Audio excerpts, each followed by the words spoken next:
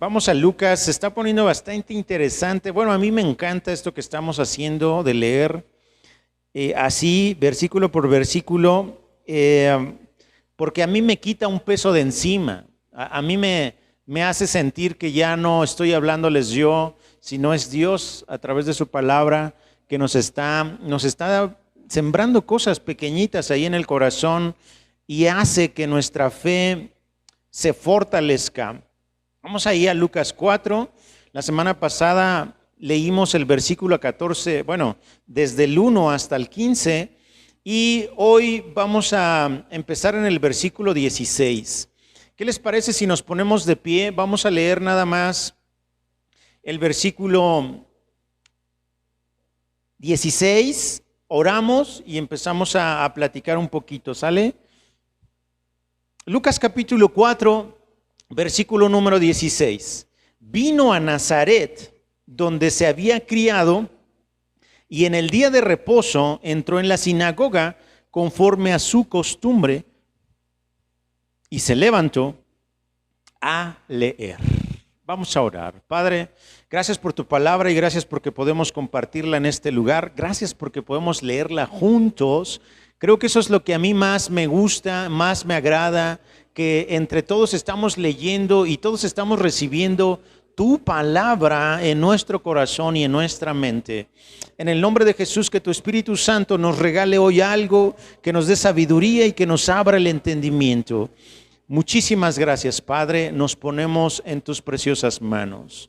Amén y amén. Tome su lugar, por favor. Vamos a empezar a platicar un poquito de Lucas y de esto que él trae en el corazón para mostrarnos, más bien lo que el Espíritu Santo le dio para escribir y que en algún momento esto nos iba a bendecir. Así que vamos a ver qué está pasando aquí en el versículo número 16. Vino a Nazaret, ¿quién?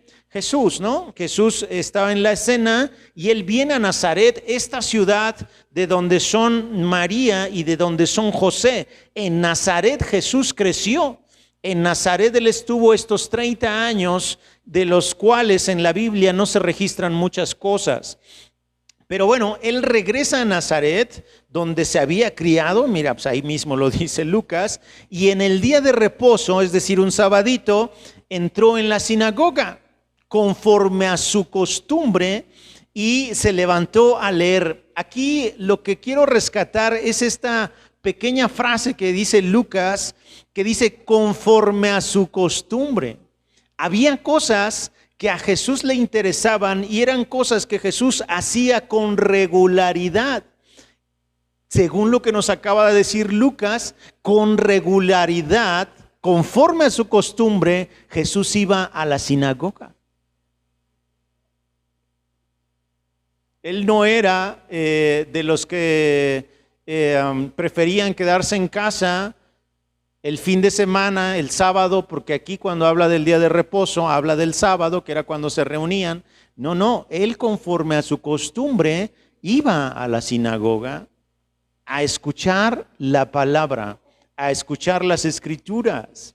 Esa era una de las cosas que Jesús hacía con regularidad, cosa que tenemos que aprender, ¿no? Estar con regularidad en donde se habla y donde se expone la palabra de Dios. No sé si a usted le causa esto algo, porque a mí sí me impresiona. Le voy a decir por qué. Porque Jesús, pues es Jesús. ¿Qué necesidad él tenía de andar yendo a la iglesia a escuchar? Él tenía una conexión tan directa y tan estrecha con Dios que uno se pregunta, pues ¿cómo para qué iba? Pero él tenía que hacerlo, él necesitaba hacerlo, deseaba hacerlo. Entonces él se acostumbró a estar yendo constantemente a la sinagoga, que es el lugar de reunión, ¿no? En este caso, nuestra sinagoga es esta, ¿no? Este pequeño lugar en donde leemos las escrituras, en donde aprendemos las escrituras. Ahora, había otras cosas que Jesús también hacía con regularidad. Digo, por si usted se está preguntando, ¿qué estaba haciendo Jesús en todos esos 30 años? Pues bueno, le encantaba ir a la sinagoga. para escuchar la palabra. Pero mire, también hacía otras cosas con regularidad. Acompáñenme ahí al capítulo 22, de ahí de Lucas, el versículo 39. Vamos a ver qué cosas hacía Jesús con regularidad, ¿no? Ya vimos que le encantaba ir a la sinagoga y él tenía esa costumbre de estar ahí todos los sábados en la sinagoga. Capítulo 22 de ahí mismo de Lucas, versículo 39, dice, y saliendo, ¿quién? Jesús, se fue como ¿qué? Como solía. Otra de las cosas que Jesús solía hacer, es decir, que Jesús regularmente, cotidianamente hacía, era salirse, y dice que aquí que fue al monte de los olivos y sus discípulos también le siguieron.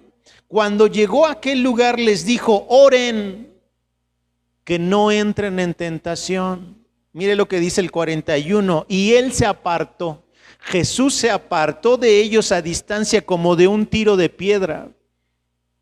No sé, a ver, un tiro de piedra, pues sí suenan a unos cuantos metros, ¿no? Si la lanzas con suficiente fuerza. Entonces, Jesús se separa de sus discípulos que lo siguieron a cierta distancia y mire lo que hizo Jesús. Puesto de rodillas, ¿qué hizo? Otra vez. Es impresionante, de verdad, cómo el Hijo de Dios nos enseña este estilo de vida que deberíamos tener aquellos que tenemos una relación con Dios, o que deberíamos, o que deseamos o anhelamos tener una relación con Dios. Ir a la sinagoga, apartarnos de todo lo que nos rodea, apartarnos incluso de nuestros más allegados, ¿no? Porque esos 12, los 12 discípulos eran sus más allegados, su gente más allegada, y Jesús se tomaba el tiempo para decirles, aguántenme aquí un rato. Y se alejaba lo suficiente para orar a su Padre. Y su oración no era sentarse en una roca y empezarle a hablar, se ponía de rodillas y oraba a su Padre.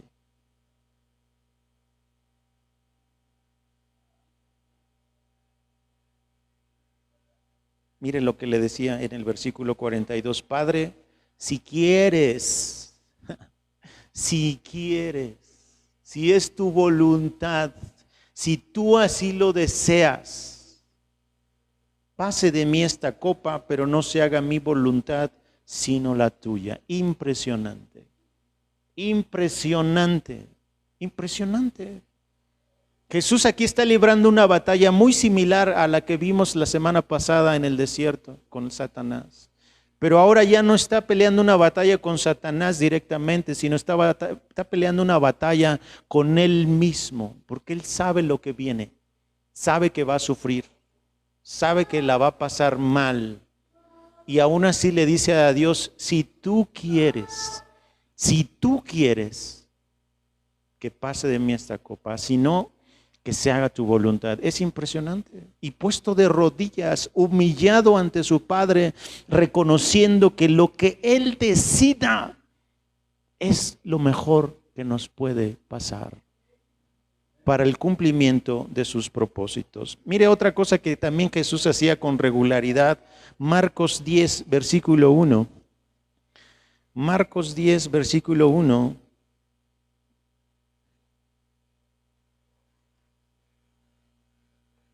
Marcos 10, versículo 1 dice, levantándose de allí, ¿quién? Jesús, vino a la región de Judea y al otro lado del Jordán, y volvió el pueblo a juntarse con él, y de nuevo les enseñaba como solía. También era una de sus costumbres de Jesús estarle enseñando a la gente. Todo lo que él aprendía, todo lo que él recibía en la sinagoga, todo lo que él recibía estando de rodillas orando a Dios, no se lo guardaba para él. Lo que él hacía era enseñarle a la gente, enseñarle a la gente. Eran de las cosas que Jesús solía hacer, que Jesús acostumbraba a hacer, y que por supuesto, si usted y yo no estamos haciendo alguna de estas cosas, estamos leyendo las Escrituras precisamente para empezar a adoptar estas cosas. Vimos 3 ahorita, muy sencillas y muy básicas, que a veces nos fallan o que a veces no tenemos la intención de hacerlas, ¿no? Congregarnos, orar, puestos de rodillas, entendiendo que es su voluntad y enseñarle a la gente.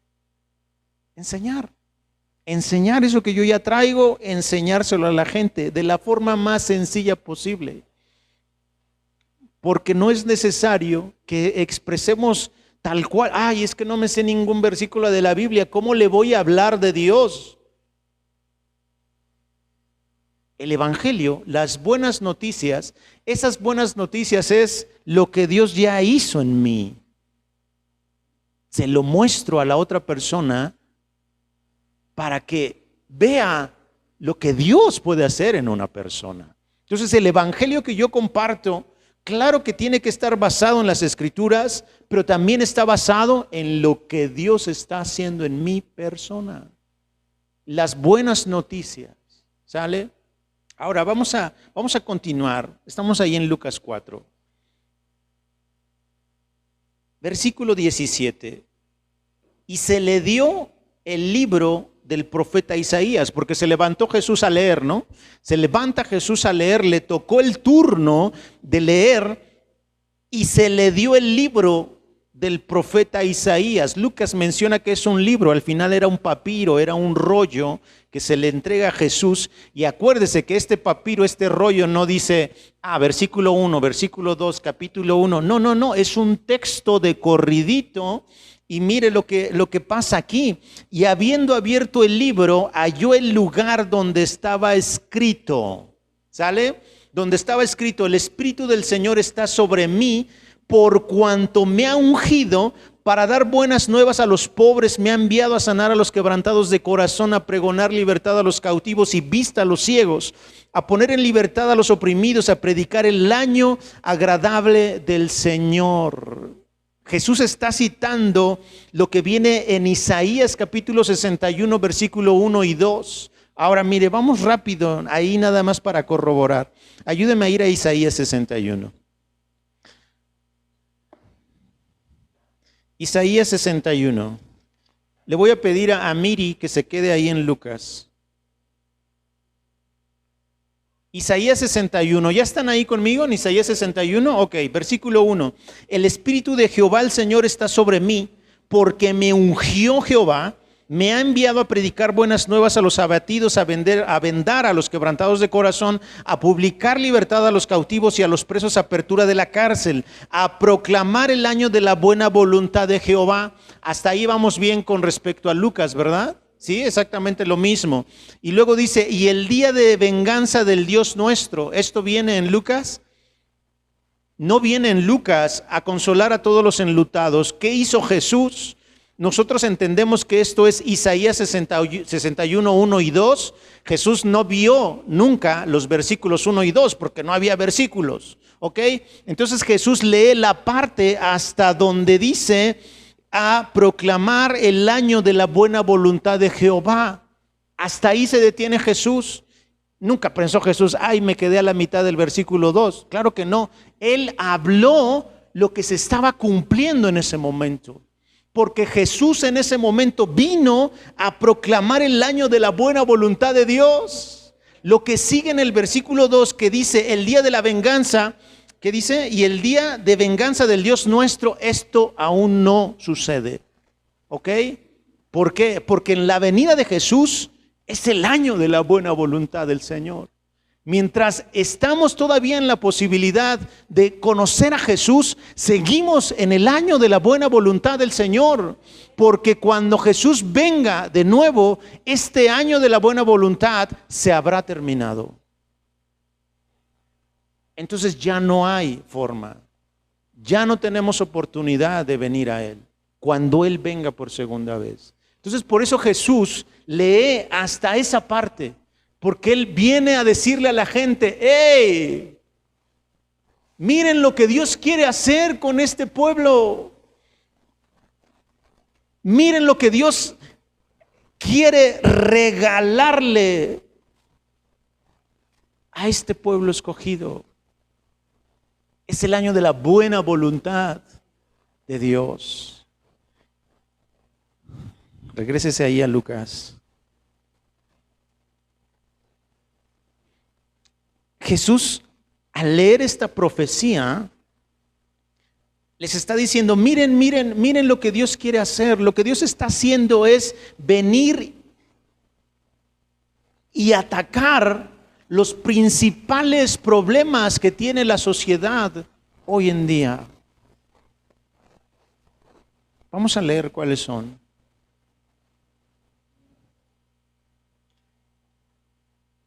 Versículo 18. El Espíritu del Señor está sobre mí por cuanto me ha ungido para dar buenas nuevas, ¿qué? A los pobres. Esa es una de las cosas que Jesús vino y está atacando hoy día. No está diciendo que Jesús va a venir y le va a regalar abundancia a los pobres, sino que les va a dar buenas noticias a los pobres. Buenas noticias que difícilmente escuchan ellos. Parte de lo que tenemos que hacer nosotros también es no olvidarnos de los pobres. Lo hemos platicado mucho aquí porque los apóstoles fueron lo que le encargaron a Pablo, ¿sí se acuerdan? Tu evangelio está bien, Pablo, solo te vamos a encargar una cosa: no te olvides de los pobres. Así que sí, familia, necesitamos empezar a pensar en proyectos de cómo ayudar a los pobres. Ahora, me queda claro que los que estamos aquí no somos ricos, ¿no? Pero hay gente que no tiene ni un bocado para llevarse a la boca. Y nosotros necesitamos ya empezar a pensar cómo los vamos a ayudar, cómo los vamos a bendecir, cómo les vamos a dar ese pan que necesitan. Porque es parte de lo que Jesús quiere que hagamos. ¿Me explico? En la medida de lo posible, a usted, al vecino que conoce, que sabe que el hombre de la casa se quedó sin trabajo, pues le llevamos un pan. Yo sé que a cada uno de ustedes les ha tocado bendecir a alguien. No dejen de hacerlo. No dejen de hacerlo. ¿Sale? Buenas nuevas a los pobres. Me ha enviado a sanar a los quebrantados de corazón. Es clásico el día de hoy escuchar: es que estoy roto, es que estoy quebrado. Y es que en medio de esta sociedad, como estamos tan enfocados en mí, somos tan, déjeme decir y usar correctamente esta palabra, egoístas, que ya no nos importa lastimar a alguien por pensar en mí. Y Jesús nos está enseñando: no, yo estoy viniendo aquí. Las buenas noticias de este año agradable a Dios son precisamente para que estos que están rotos, estos que han sido lastimados, que tienen el corazón quebrantado, yo los voy a sanar. Y los que tienen el corazón quebrantado, al que menos buscan es a Jesús. Cuando es Jesús el que les está dando la oportunidad de sanar ese corazón quebrantado, ese corazón roto, porque sí, claro que sí. Y muchos de los que venimos a la iglesia, así venimos, con el corazón roto, quebrados. Pero porque hemos entendido que solamente Jesús es el que nos va a ayudar a sanar esas heridas en el corazón. Allá afuera nos ofrecen muchas cosas y no están mal. La psicología nos ofrece muchas cosas y no están mal. Pero la psicología está muy enfocada en ti mismo. Tú puedes, tú te mereces, tú puedes, tú mereces esto, que te traten bien, que te acepten como eres. Y Jesús está diciendo: hey, cuidado, porque el corazón que tú tienes es engañoso. Mejor voltea tu mirada a mí, porque yo sano al quebrantado de corazón. Si usted tiene un amigo, una amiga, compañero del trabajo, que sabe que tiene una herida en el alma porque un hombre insensato le partió el corazón, usted debe hablarle de Jesús. Porque aún en las relaciones sentimentales, cuando es donde se quebranta mucho el corazón, donde se rompe mucho el corazón, ahí es donde Jesús entra y hace una obra en la gente.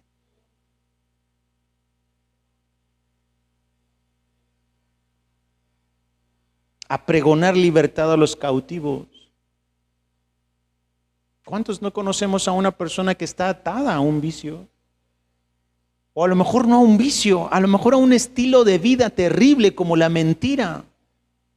A lo mejor a un estilo de vida tan terrible como la infidelidad. A un estilo de vida en el que él está haciendo sus cosas, pero las oculta de tal manera que su esposa, sus hijos, su familia no se enteren. Están siendo cautivos. Están atados a un estilo de vida que no les trae satisfacción, que su satisfacción es momentánea, les dura unos segundos, unos minutos, pero al final están secos por dentro. Esa satisfacción que ellos presumen a veces frente a nosotros es una satisfacción completamente falsa. Porque ellos saben que cuando regresan a casa y están ahí solos, ellos saben que no tienen nada, que están vacíos. Y Jesús vino a cambiar esto. Jesús vino a quitar todo esto. Vista a los ciegos. No estamos hablando solamente de ceguera física, sino también espiritual, ¿no? Jesús, claro que vino a darle vista a los ciegos, literalmente, pero también a los que no podían ver que Él era el Hijo de Dios, también les dio vista. Y es lo que Jesús es lo que Jesús hace con nosotros cuando logramos verlo como el Hijo de Dios. Porque sí, hay mucha gente a la que hablamos y ellos no logran concebir que Jesús pueda ayudarles. Pero llega el momento en que Dios abre los ojos de esa persona y puede ver en Jesús esa esperanza, ese amor incondicional, ese que puede sanar ese corazón quebrantado, ese que le da una esperanza en medio de su situación difícil o de pobreza, ese que lo liberta de esa cautividad, de la pornografía, etcétera.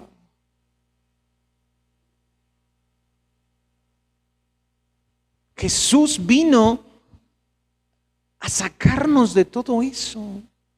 Y justo esto es el Evangelio. Esto es lo que le tenemos que llevar a nuestros amigos, a nuestras amigas, a nuestra familia, que sabemos que no la está pasando bien. Esto es el Evangelio.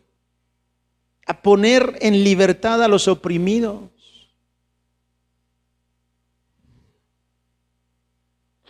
A predicar el año agradable del Señor. Jesús se para enfrente de ellos, les lee esto y les dice en el versículo 20, enrolla el libro. Aquí entendemos que pues, era un pergamino, ¿no? Porque ¿cómo enrollas un libro? Y enrollando el libro, se lo dio al ministro y se sentó. Por educación, por honor a la lectura de las Escrituras, se leía de pie, pero después se explicaba sentadito. Entonces Jesús se sienta y los ojos de todos en la sinagoga estaban fijos en Él. Justo como me están mirando algunos ahorita, para ver qué va a seguir. Así estaban esperando a ver qué iba a decir Jesús. Y mire lo que dice el 21. Y comenzó a decirles, hoy. O sea, todos lo están viendo. Sus miradas están puestas en Jesús. Y Él seguramente también volteaba y se encontraba con algunas miradas. y les empezó a decir, hoy se ha cumplido esta escritura delante de ustedes. Los judíos sabían que el texto de Isaías 61 hacía referencia al Mesías. Los judíos sabían, y más los que estaban en la sinagoga, porque ellos estudiaban las escrituras. Jesús les dijo abiertamente, yo soy el Mesías que estaban esperando. Se los dijo. Y no sé si usted recuerda, pero más adelante le vuelven a decir, cuando Jesús está avanzado en su ministerio, le vuelven a decir, ya dinos si eres el Mesías o no. No te andes con rodeos, ya dinos. Y en el inicio de su ministerio Jesús se los dijo, pero ellos estaban ciegos y sordos.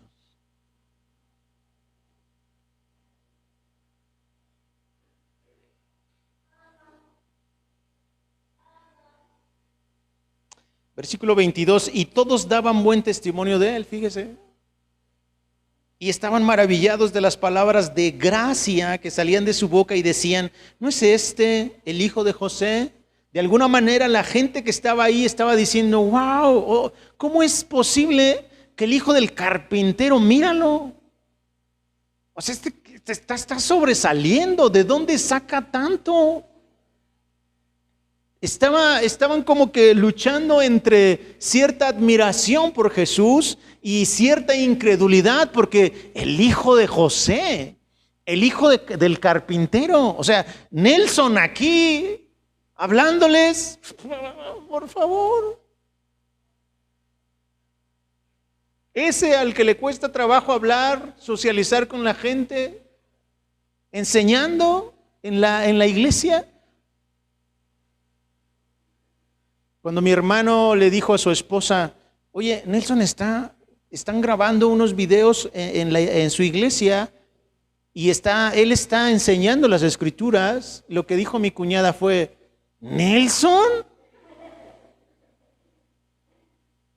¿Así?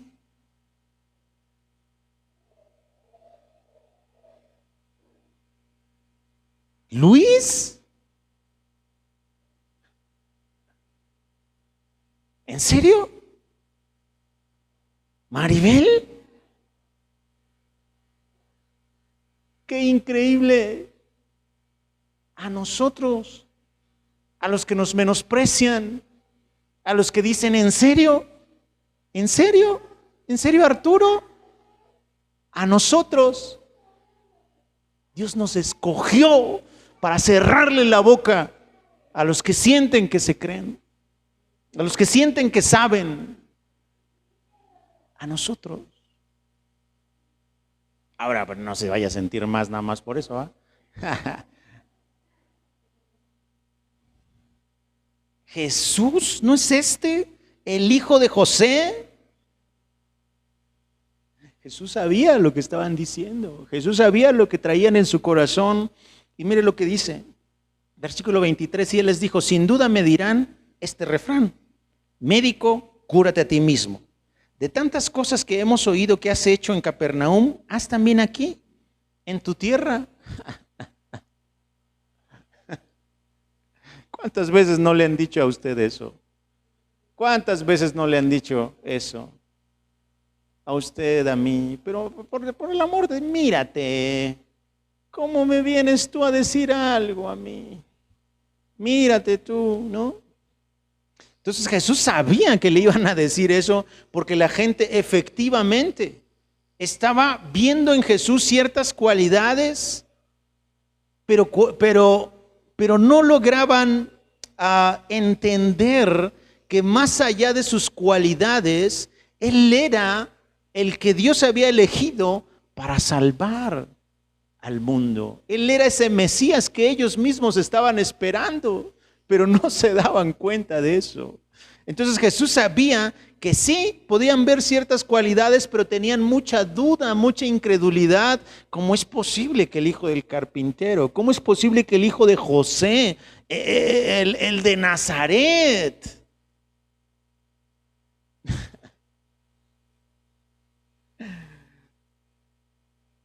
Claro que me van a decir eso. Y añadió en el versículo 24, de cierto les digo que ningún profeta es acepto en su propia tierra. Eso es muy cierto, muy cierto.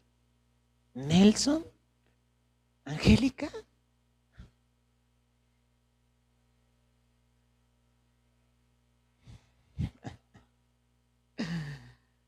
Versículo 25, y en verdad les digo que muchas viudas había en Israel en los días de Elías. ¿Qué pasó aquí? ¿Qué pasó? Cuando el cielo fue cerrado por 3 años y 6 meses y hubo una gran hambre en toda la tierra. ¡Wow! Mire qué está haciendo Jesús. Porque la gente le está diciendo, a ver. Y ya nos enteramos que tú fuiste a Capernaum y ahí hiciste muchos milagros. Haz estos aquí, en Nazaret. Aquí donde está tu gente, aquí con nosotros, los que te conocemos, los que sabemos que trabajas con tu papá en la carpintería, aquí. ¿Estás diciendo que ya las escrituras se están cumpliendo delante de nosotros? Que tú eres ese que iba a venir a sanarnos, a liberarnos. ¿Por qué no haces aquí milagros?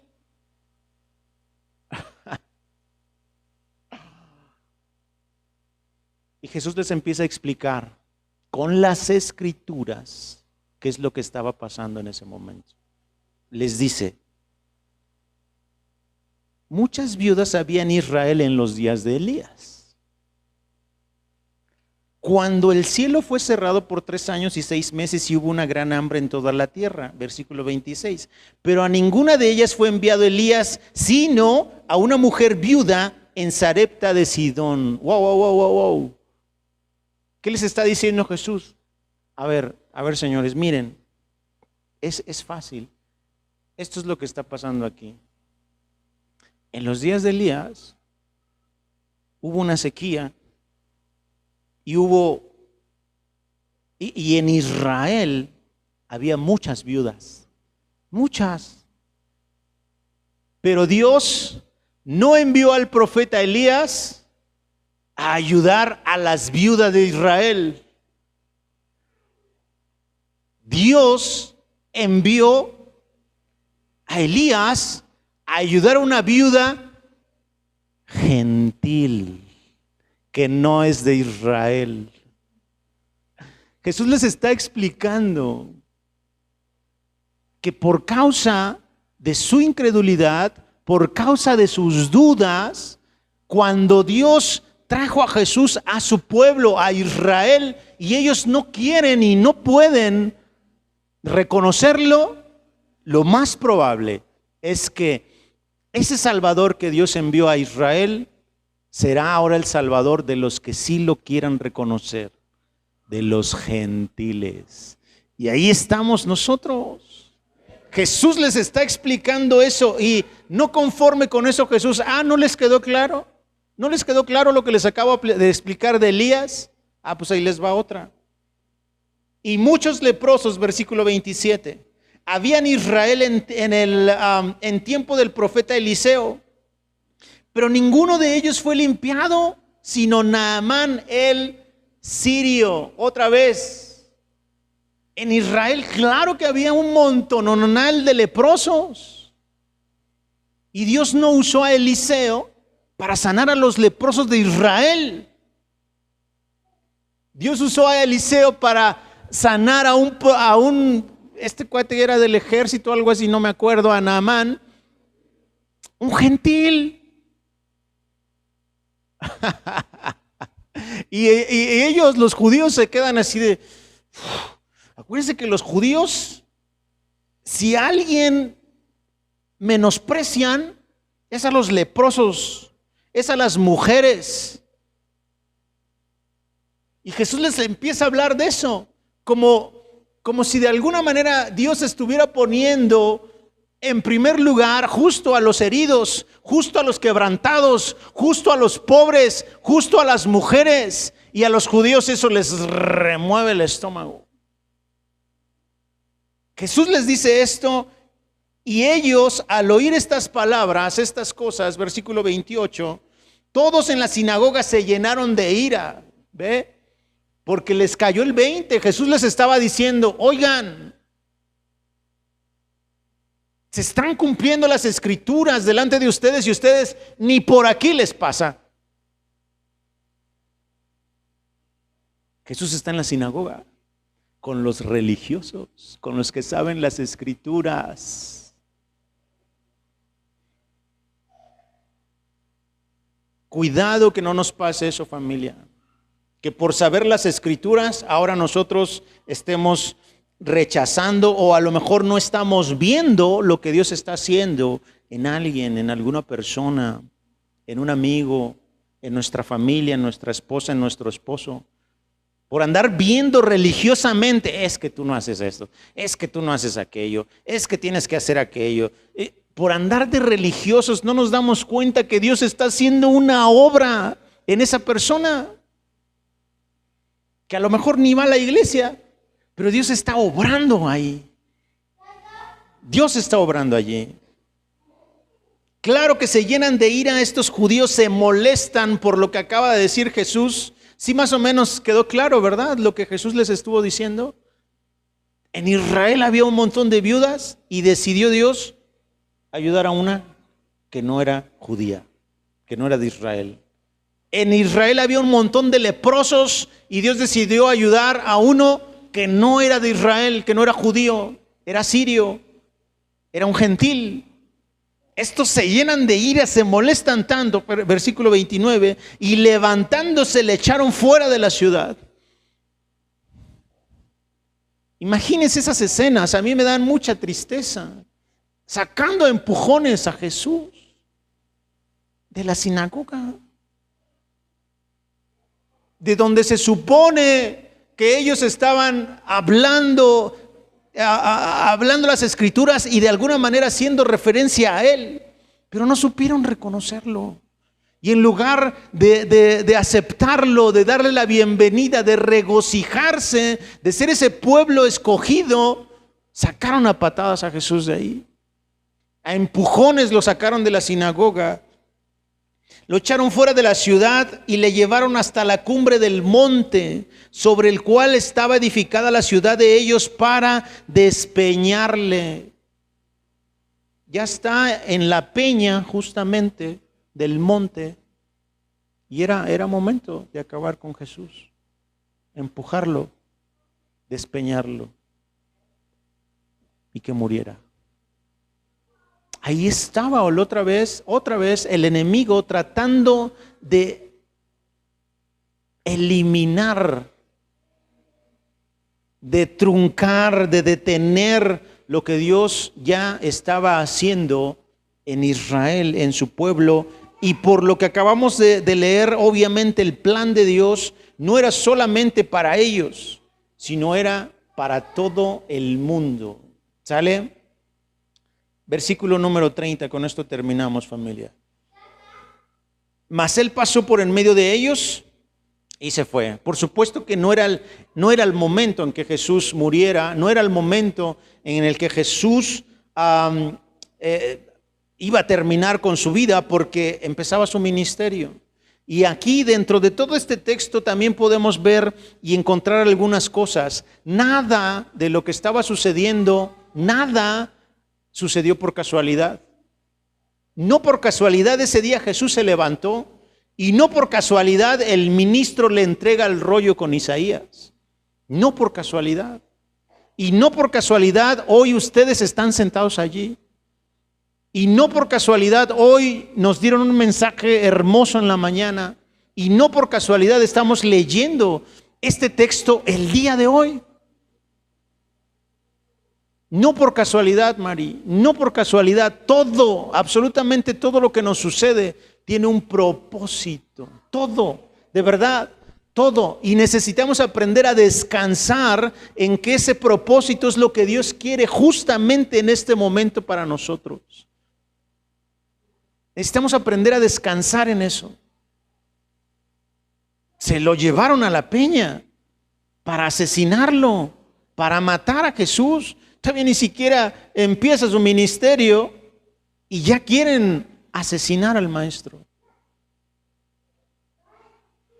pero Dios mismo permite que Jesús salga de ahí milagrosamente. Porque si estamos hablando de una multitud y Él puede salir por en medio de ellos, es porque Dios simplemente lo libró de esa situación. Y familia, si usted está en una situación en la que siente que ya no hay salida, en la que siente que ya no hay forma de salir de ahí, tranquilo. Confiamos en Dios, ponemos nuestra confianza en Dios, porque entendemos que Él nos abrirá camino. ¿Sale? Y Él será el que nos lleve al punto en el que tenemos que estar. ¿Sale? Vamos a ponernos de pie, por favor. Vamos a orar. Cuando terminamos de leer las Escrituras, nuestra oración tiene que estar relacionada con lo que acabamos de leer. Entonces, cada quien en lo personal le decimos a Dios: Dios, entiendo que esta situación no es fácil para mí ni para mi familia, pero sé que tú me vas a librar de esto. Sé que tú me vas a ayudar con esto. Sé que tú tienes un propósito con lo que estoy viviendo. Sé que tú tienes un plan con lo que está sucediendo con mi familia, con mis hijos, con mi esposo. Entonces, cada quien en lo personal vamos a orar con Dios con respecto a esto. Y vamos a orar también reconociendo todo lo que Jesús quiere hacer en esta sociedad, en esta humanidad, y que Él abra el corazón de cada uno para que podamos ver en Jesús la respuesta a lo que necesitamos. La respuesta a esa enfermedad que ya nos tiene atados, a esa situación que nos tiene oprimidos, ¿sale? Y a lo mejor no solo a nosotros, a lo mejor a un familiar, a lo mejor a un amigo, ¿sale? Vamos a orar. Padre, gracias por tu palabra.